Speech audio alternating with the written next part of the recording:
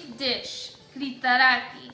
Super delicious. Normally you use chuck roast, but today we're going to be using chicken. Equally delicious. Best of all, this is a 30-minute recipe all in one pot. So let's get cooking.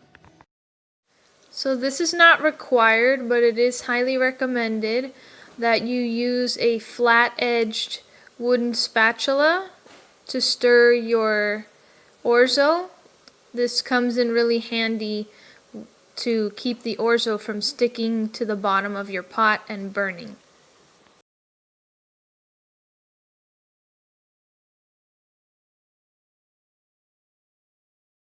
Alright, so we're going to start with some olive oil. Pour olive oil in our pot.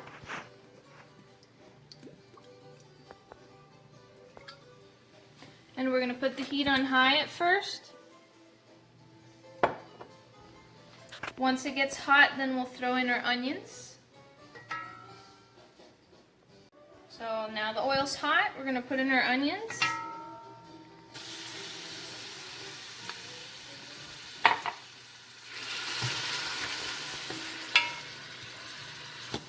Now we're going to turn our onions down to medium heat, medium low. Add a little bit of salt. And now we're going to go and season our chicken. We're going to put some olive oil first. Drizzle some olive oil. We're going to add some garlic powder.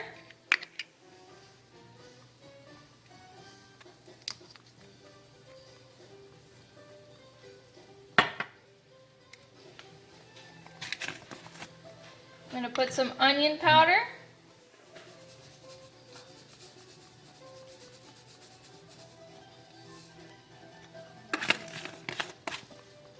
I'm going to put some salt.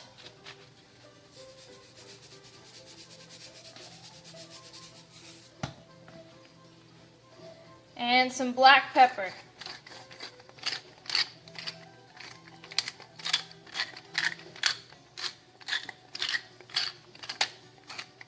Alright, and then we're just going to stir it all together.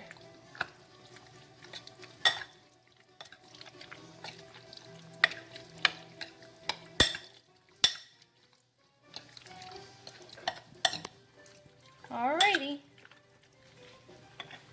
So back to our onions. We want them to be sauteed till they're translucent and wilted. And then we'll add in our chicken. I'm going to add a little more olive oil here because they've soaked up most of the olive oil.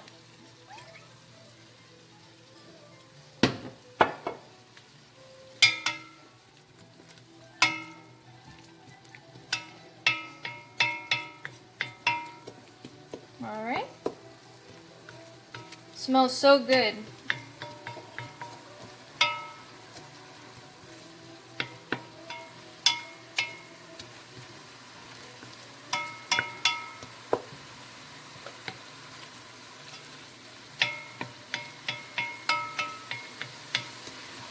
Alright.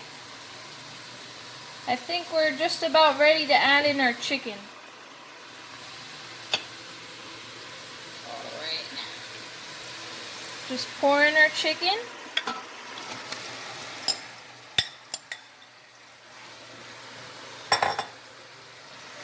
And we're going to brown our chicken in the onions.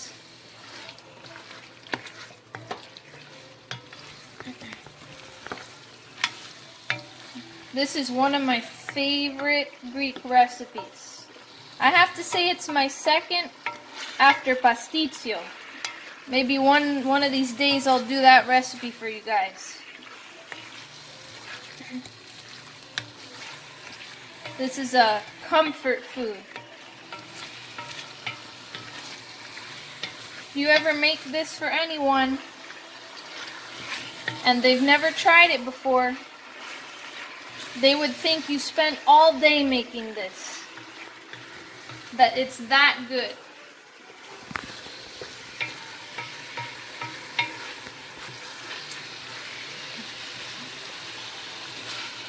This chicken is about 2 pounds of chicken, and it's been trimmed of all fat, and it's been chopped into small cubes.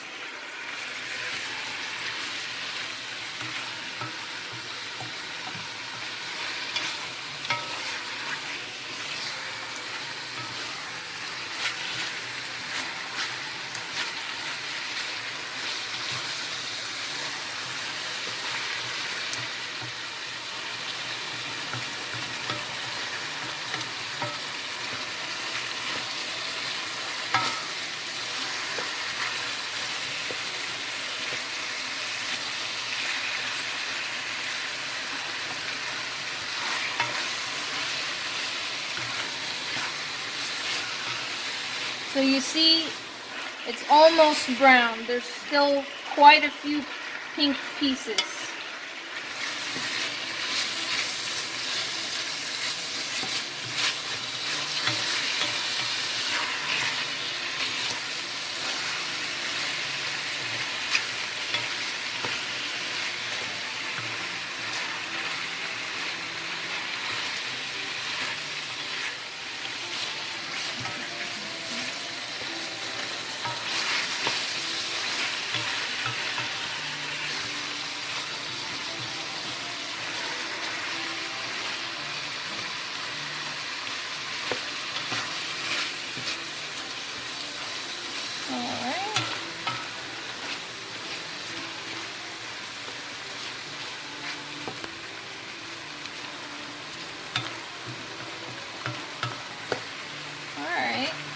So you see the chicken's brown. And now I'm gonna take out this spoon. Since the meat is cooked, we don't want to use the same raw meat spoon. And I'm getting a new one. Now we're gonna add in some burgundy wine.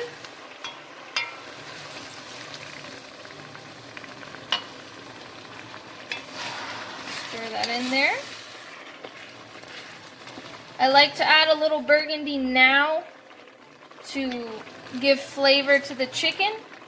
And then I'm going to add a little bit more later on too. You'll see when I do that. So there we go. Now we're going to take 29 ounces of tomato sauce. 29 ounces. Alright.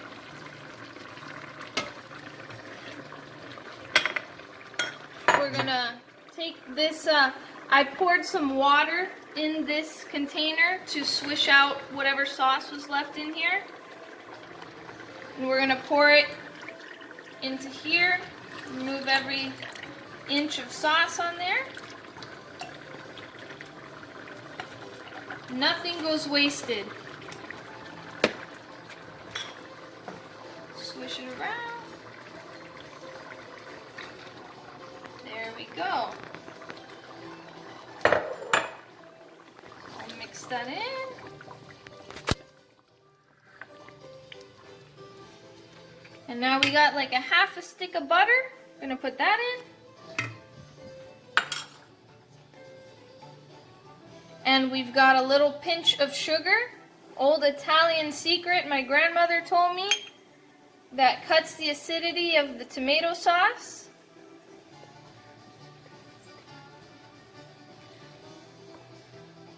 The butter helps not only with flavor, but it helps so that the pasta doesn't stick, the orzo.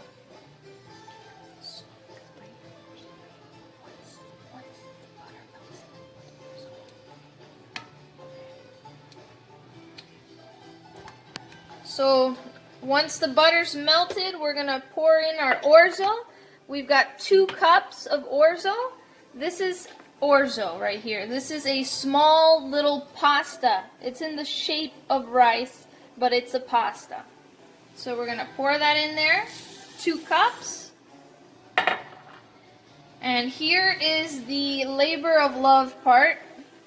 We are going to have to stir this for 15 minutes. I'm going to set a timer for 15 minutes, And you have to constantly be stirring this, because if you don't, the pasta will start sticking to the bottom of the pot and burning. So we're going to stir it really good, really scrape the bottom of the pot constantly, making sure nothing's sticking. So 15 minutes we're going to do this, and then it'll be ready. During that time, you want to check the pasta, see if it's fully cooked. You may want to add a little more water, like I'm going to do now. I'm going to add some water. Keep an eye. Make sure that it doesn't become too dry before the pasta is fully cooked. If you run out of water and the pasta is still hard, then you have undercooked pasta.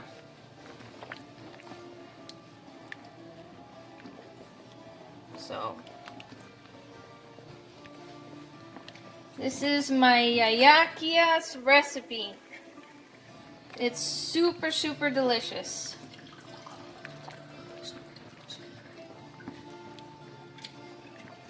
You may want to turn the heat down a little bit, because it will start splattering. And many a time I've burned myself doing this. And if you do ever burn yourself, a trick is to put some toothpaste on it. So keep that in mind.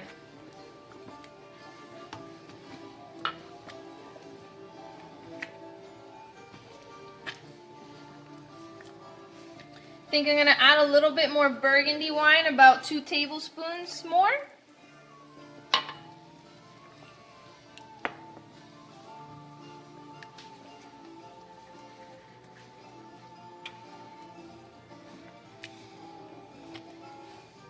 And I'm going to add a little bit more garlic powder.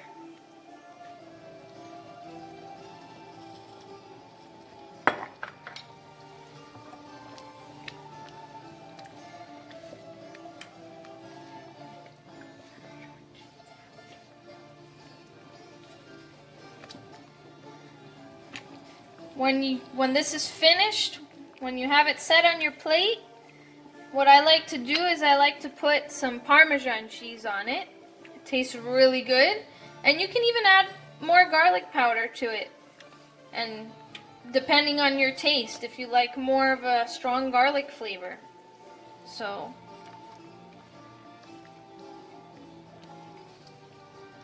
and a nice little side dish, you can, not a side, but you can get some bread.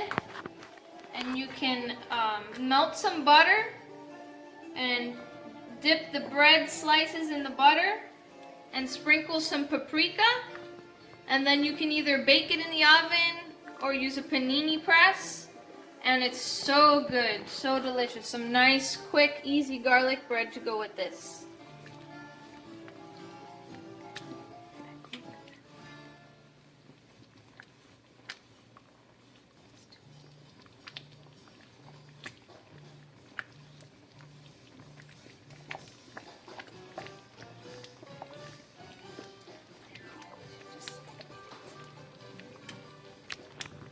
So it's been 15 minutes, as you see. See how thick it's gotten? That's exactly what it should look like. So I'm going to plate it, and then I'm going to show you guys what it looks like. And that was it for this recipe. Doesn't it look absolutely delicious? So good. Like I said, one of my favorite Greek recipes. I chose this setting to finish out this video because this is my dining room, and this is where I have pictures of all my Greek family members. So right here, for instance, we have my great-grandmother, Efsta, and my great-grandfather, Kyriakos. And here is her mom, Athena. So I hope you guys enjoyed this recipe. Don't forget to like, share, and subscribe. Leave comments of any suggestions you have for my next recipe down below. And I hope you guys have a good night.